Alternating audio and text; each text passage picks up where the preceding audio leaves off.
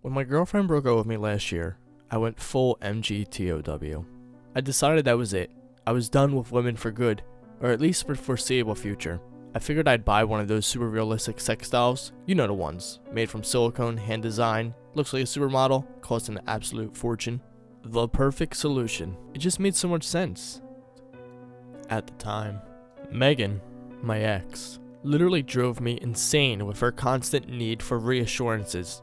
She needed to know that I loved her, that I was faithful to her, that I wanted the same things she wanted, that I love her even if she put on weight or lost the use of her legs in an automobile crash.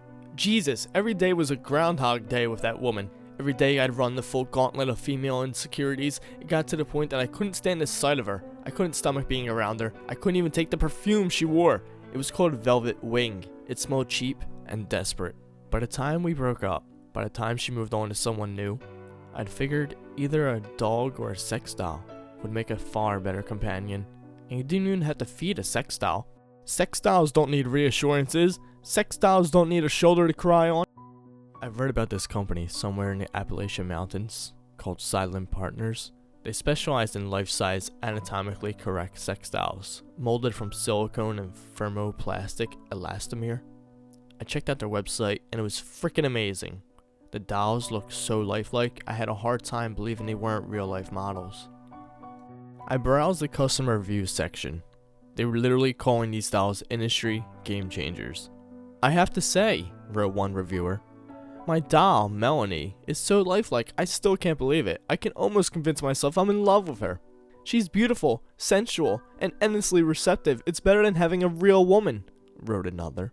The website was tastefully arranged, sophisticated. They had precast cut dolls, steel skeletons built from the ground up, incredibly flexible musculature, infinitely posable, with male and transvestite alternatives, and even a customizable option which allowed you to choose your doll's specs up front.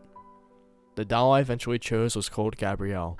She was a brunette, 5 feet, 6 inches, with a 26D bust and a 19-inch waist. She reminded me of a girl I was infatuated with when I was a teen. I remember the day my doll arrived. Packed in a discreet wooden crate, I actually sat there on the stairs with a crowbar in my hands, just staring at that box, trying to work up the courage to open it. It was weird. It was like meeting a girl for the first time. I felt very shy. Eventually I jimmied the crate open. The fact she was perfect in every way didn't stop me from feeling like a pervy old man as I lifted the doll out of her bubble wrapping and laid her on the couch. But I couldn't believe how real she felt. Her skin, smooth and flawless. Her breast, so soft and realistic. I got a hard-on right there and then. She was beautiful. I'm not kidding. She was fucking out of this world. I dressed her, undressed her, posed her, took photos of her, and just basically tried to get used to having her around. But it was an effort. The fact the doll looked so lifelike, coupled with the fact she wasn't alive, kind of creeped me out. It was like hanging out with a beautiful corpse. The fact this particular corpse was in her early 20s, and the fact I was in my early 40s, didn't help the weird quasi-pedophilia, quasi-necrophilia vibe I was getting. I have to admit that in the beginning, possessing that doll just made me yearn for a living, breathing woman. I was overcome by the slow realization that no doll could replace the real thing, no matter how flawless it was. I sat across the room from her, listening to fusion music, smoking a joint, drinking a glass of Pinot Noir, and staring at the doll. And then for a long time I tried not to stare at her, only to wind up staring at her again. I couldn't believe how lifelike she was. Sex with the doll was pretty goddamn spectacular. She was silky smooth and her skin was pliable, just the way real skin is. And slipping inside her, I remember thinking, Jesus, this is so good. It bothered me less and less that she wasn't moving or responding or making any sound of pleasure or discomfort. All I cared about was my own pleasure, and when it was over, I rolled over in the bed with a deep sigh, content in the knowledge I had made the right choice. Afterwards, I cleaned her and packed her away, and then I went to bed. It must have been 3 in the morning when I woke up to this dreadful sense someone was in the room with me. I was in that half awake, half asleep state when you can't move but your mind is fully functional. The room was dark, and there was someone lying beside me, stroking my arm. "Do you love me, Darhk?" a woman's voice whispered. "I love you, babe." I was struggling like crazy to wake up, moaning and whimpering in panic, but it was no use. Urgh! Urgh! Urgh! A pair of soft lips brushed my ear. "Don't be afraid," the voice whispered. "I'm here with you. I've always been here." An instant later, I'm jerking away to the sound of the alarm, and morning sunlight is streaming through my window. I figured it was a dream. I used to experience recurring nightmares as a kid, sleep paralysis, night terrors, that kind of thing. So I didn't think much more about it. Not in the beginning, at least. I had sex with Gabrielle as often as 3 or 4 times a night. It was the sheer novelty of it. I didn't have to give a damn about someone else's pleasure. It was all about me, and it actually felt refreshing. I could indulge myself. I could bring sex back to its sweating, grunting origins where it belonged. There was no post-coital Q&A session to contend with, no feelings to soothe, no feathers to smooth. But as so often happens, work got in the way of our budding relationship. I was away from home for days at a time, and I couldn't exactly take a sex doll with me. I remember this one time I was away from home for a couple of weeks, and sure, I visited a couple of brothels in that time. Why not? I work hard, I play hard. When I got back home from that trip, I found my bedroom wrecked. My clothes cut up with a box cutter and scattered everywhere. The words, cheater, liar, bastard, emblazoned on the walls in black marker. I called the police, damn right I did, but the cops couldn't find any sign of a break-in, and that's when I started suspecting my ex. The bitch still had a key. She must still have feelings for me.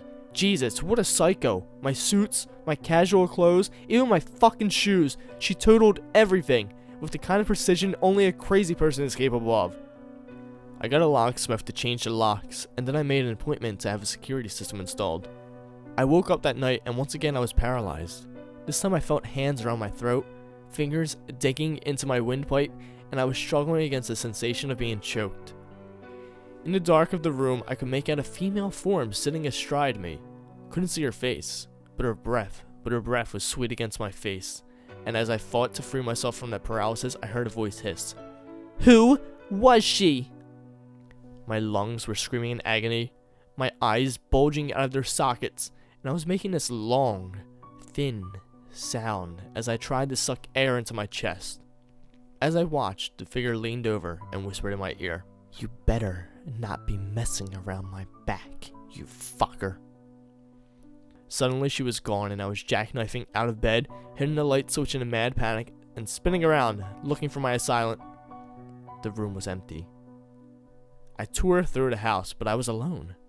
It didn't make any sense. I'm screaming at Megan, threatening to call the police if she doesn't stop harassing me. I want my fucking keys back, but she swears to God she doesn't know what I'm talking about, and I swear to God she better back the fuck off. I can barely talk. My throat is bruised. My voice comes out in an angry whisper. "You break into my house again," I hiss at her, "and you'll regret it, babe. I can guarantee this." I slam the phone down and pour myself a glass of scotch. I'm physically shaking. No way I'm going back to sleep tonight. I wanted to get a second doll. Right from the beginning, I planned on getting $2, despite the fact they cost an eye-watering $6 grand a piece. I still thought that was a hell of a lot cheaper than a real woman.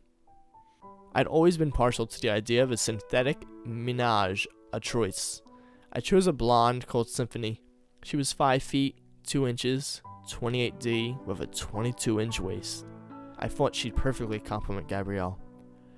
I was beginning to seriously get into this whole off-the-peg relationship thing.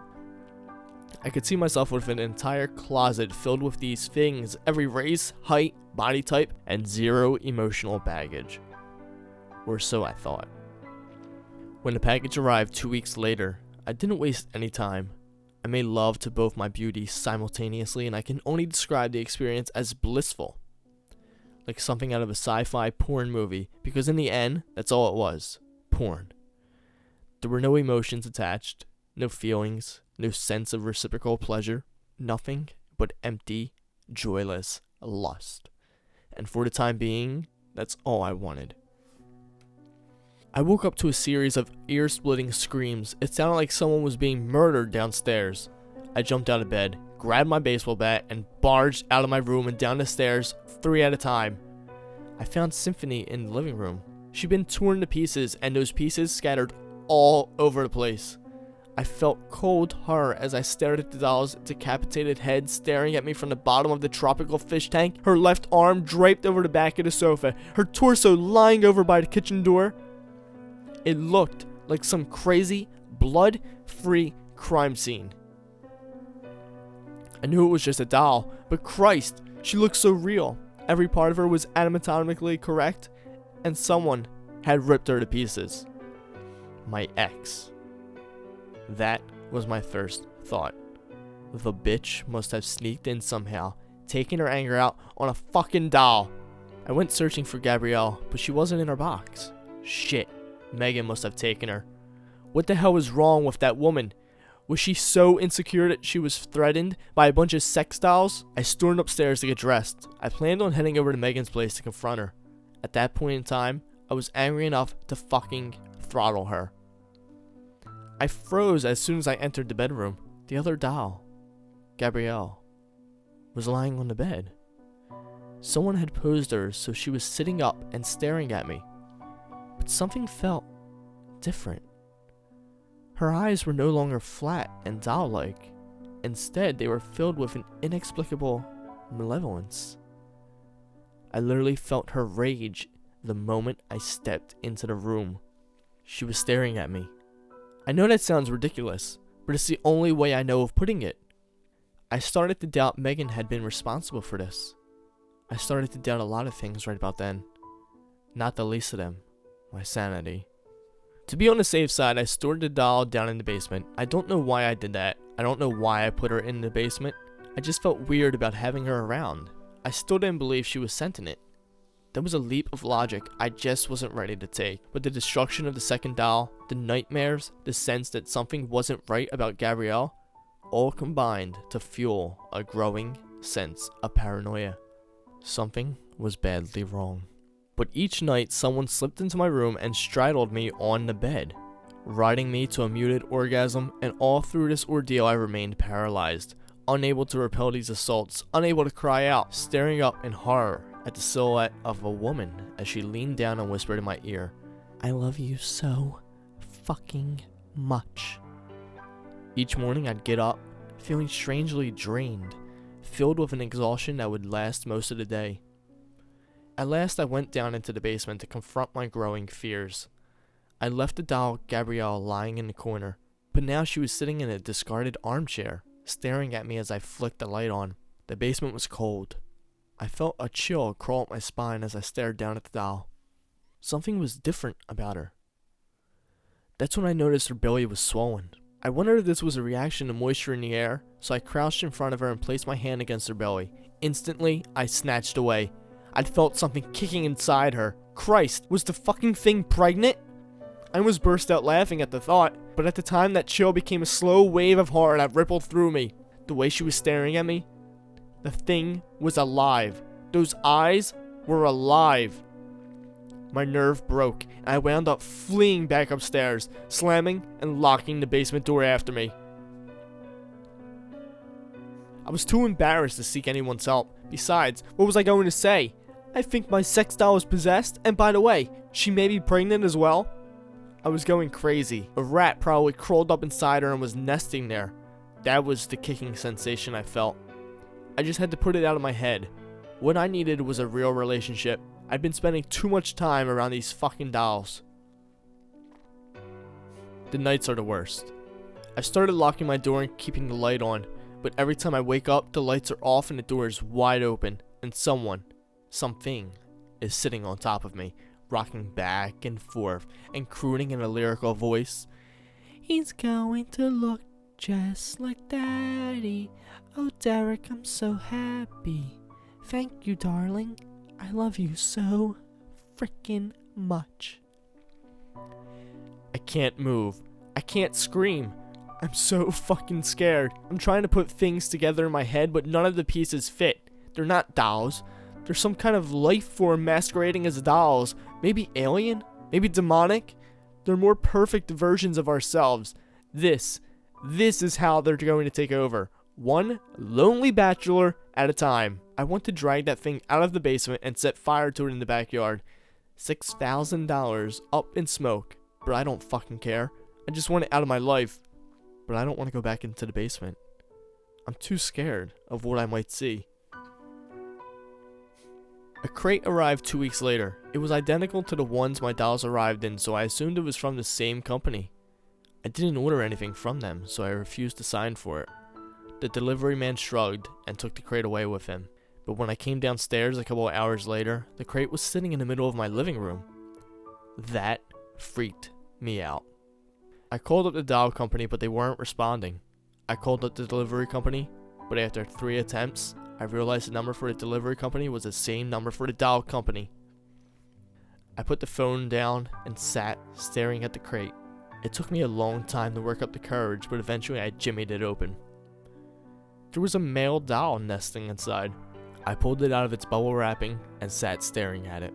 The doll was identical to me in every way. I've locked myself in my bedroom and piled every item of furniture I can against the door. I hear them whispering out there. They're talking about me. They're planning on replacing me. I don't know what they are. Fucking parasites. Some kind of sentient STD? But I'm not going to open the door, no matter how hard they knock. And she's always whispering. Let us in, darling. We only want what's best for you. And a man laughed softly in the background. I recognize that laugh. It's my laugh. They've cut the power, the phone lines. They're knocking at the door. Tap, tap, tap. All day and all night. Let me in, darling. You know I love you. And oh, horror of fucking horrors. Last night, I heard a baby crying, accompanied by the sound of Gabrielle singing it fucking nursery rhymes. This was when I bought a sex doll.